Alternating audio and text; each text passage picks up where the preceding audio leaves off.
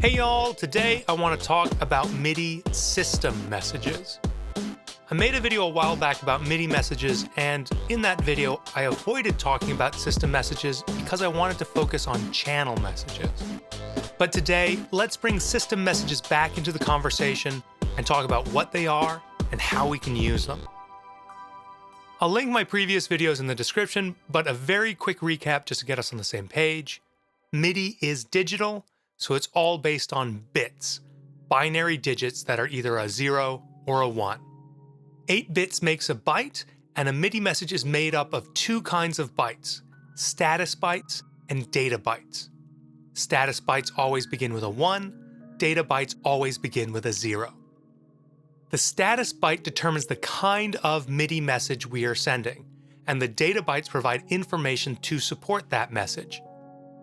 I talked previously about this list of channel status bytes, showing that the first 4 digits of the byte show what kind of message it is, and the last 4 digits give the channel that the message is affecting. System messages, though, don't affect a single channel, they affect the entire system, all of the devices on all of the channels. So, for that reason, we don't need to use the last 4 digits to specify the channel. Instead, we can use these last 4 digits to distinguish what kind of system message we are sending.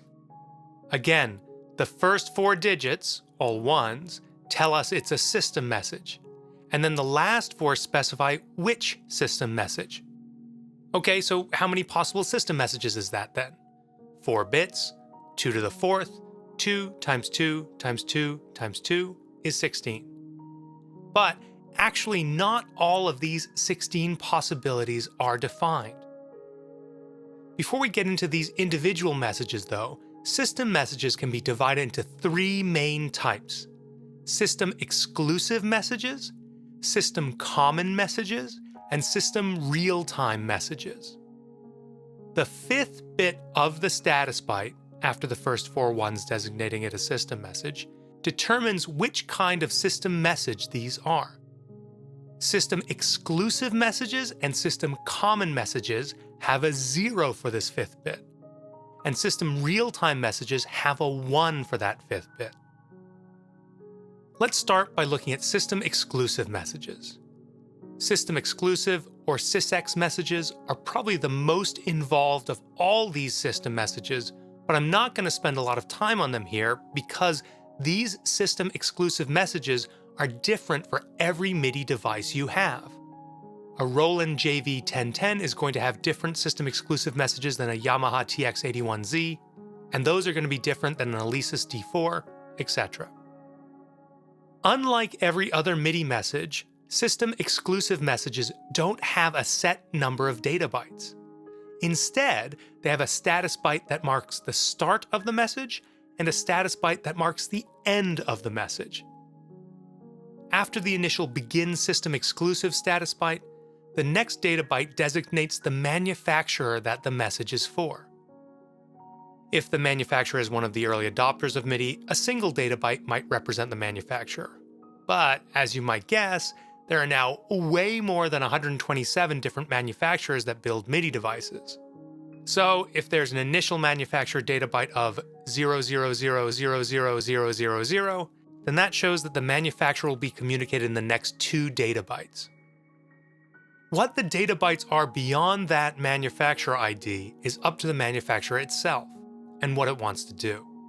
But this manufacturer code means that, if I'm a Roland synth, I ignore stuff once I know that a SysEx message is for a Yamaha. Often, too, there's a model subcode after the manufacturer code, so even a Roland synth will know if a message is for them or a different Roland synth. So what might these system exclusive messages do? Well, a lot of different things, including backups of your settings, changes of device-specific parameters like reverb or envelope settings, or even firmware updates. For details, the place to look is the back of your device's manual, where there's usually an extensive list of what those messages are and the syntax for them. Again, since this is going to be different depending on what synth you have, I'm going to leave it there for SysEx messages for the day. Next, though, let's look at system common messages. These messages are messages to the entire MIDI system, including all of its devices, and these commands are not manufacturer specific. Pardon me as I go out of order a bit here for the sake of explanation. The song select and the song position pointer messages are for MIDI devices that have their own sequencers. The song select message has 1 data byte, meaning that it can select from up to 128 recorded sequences. As you can imagine, you might save a drum sequence on your drum machine, a bass line on another synth. Then if you save all of these sequences with the same song select number, you could recall all of these settings from a single MIDI message. Related to this song select message, the song position pointer is the number of MIDI beats since a song has started. In this case, 1 beat is 6 MIDI clocks, and we'll talk about the clock in just a moment, but 6 clocks is essentially a 16th note. Like song select, the song position pointer lets you set all MIDI devices in your system to the same starting point, this time within the sequence. The song position pointer message, though, contains 2 data bytes.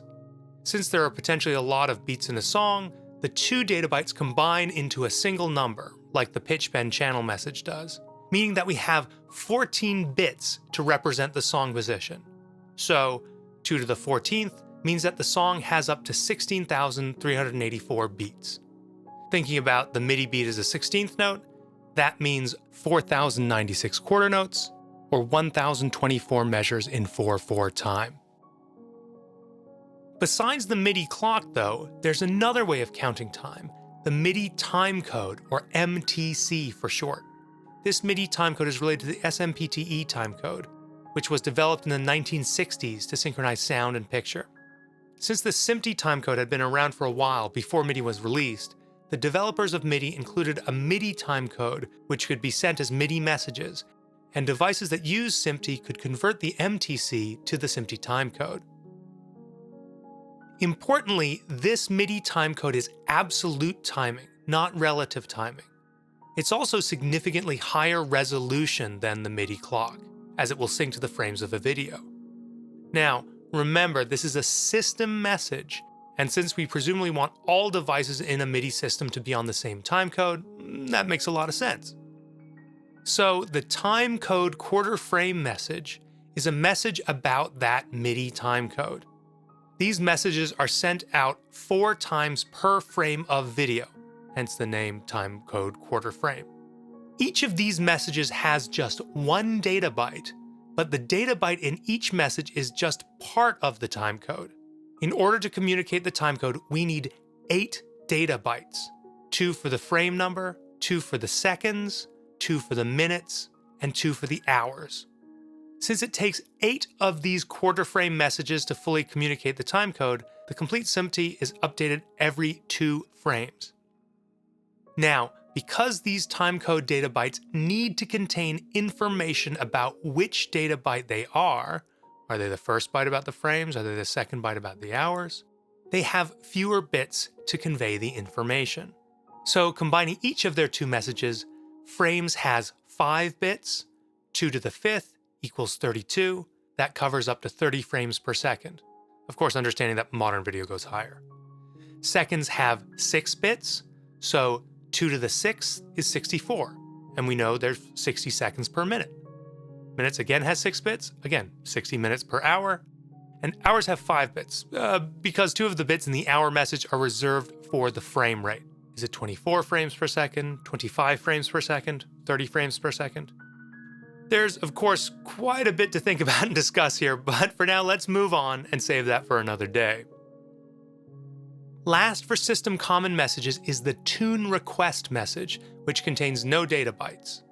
While this command is usually unnecessary in digital synthesizers, some polyphonic analog synthesizers included an auto-tune function. This MIDI system message would ask all synthesizers on all channels to initiate their auto-tuning routines, if they had this function and if they were set up to receive this message.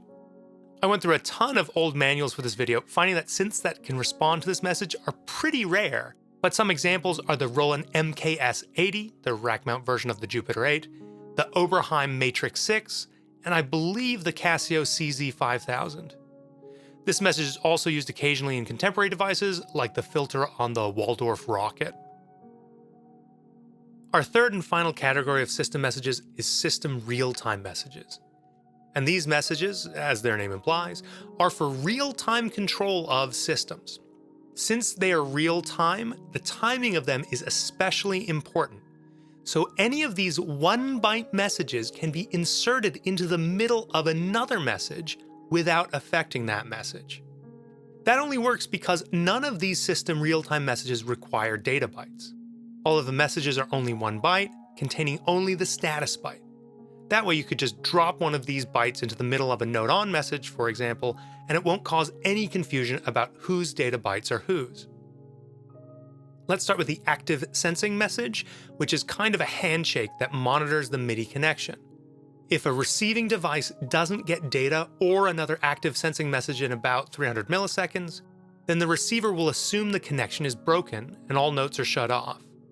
This, for example, could prevent issues with stuck notes, like if it's received a note-on message but not a note-off message. Remember, with this and many of these messages we're talking about today, not all systems implement all of these messages. And active sensing may not be available in every MIDI device, meaning both your devices might not be sending active sensing messages, or even if they are, the device on the other end might not be listening.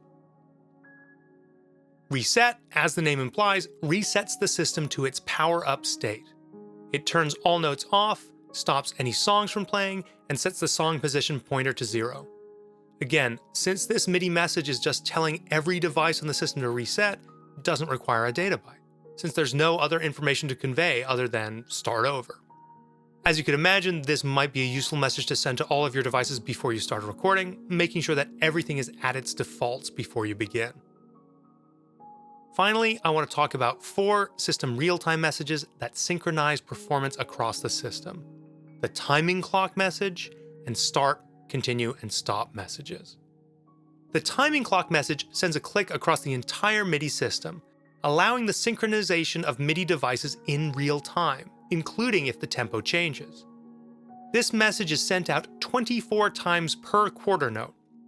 So a 16th note would be 6 clicks, which remember is how the song position pointer message counts, or an 8th note triplet would be 8 clicks, etc. The start, continue, and stop messages are familiar transport controls. So here in Max MSP, I'll start my clock going out to my drum machine. And nothing happens yet. Now I can tell it to start, and it plays in time with that clock that I'm sending out. Then stop. If I start again, it starts from the beginning of the sequence. Stop. Now if I continue, it'll pick up where it left off, rather than starting over. To hop over to Logic, I can tell Logic that I want to sync its clock with my external device here. And then when I use the start, stop, and continue buttons on the Logic transport, those are all communicated to other devices in my MIDI system with the clock.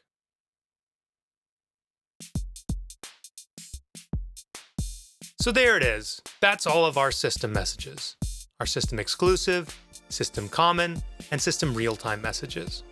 Remember that your system here is every device on that MIDI port, not just on that channel. Because system messages don't contain any information about channels. As I mentioned, many of your devices might just ignore some of these messages.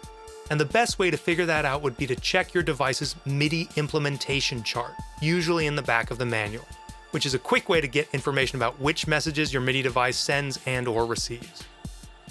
Understanding your equipment's system exclusive messages especially, and getting the hang of system real-time messages might unlock some more potential in the equipment that you already have, and help with the synchronization of your entire studio.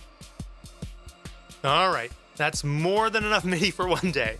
Next time I dig into MIDI, I think I should talk about channel mode messages, but please let me know in the comments if you're interested.